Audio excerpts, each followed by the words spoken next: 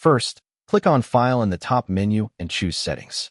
From the left sidebar, select Output, then open the Recording tab. Now, make sure your output mode is set to Advanced. Scroll down to Audio Track. If you only want to record your desktop audio, select Track 1. If you want to record both your desktop audio and microphone, select Track 1 and Track 2. You can even add more tracks depending on how many audio sources you need.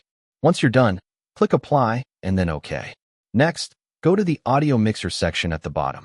Click the 3 vertical dots next to one of the devices and select Advanced Audio Properties. Here, you'll see all your active audio sources. Next to Desktop Audio, check Track 1. For your microphone, uncheck Track 1 and select Track 2 instead.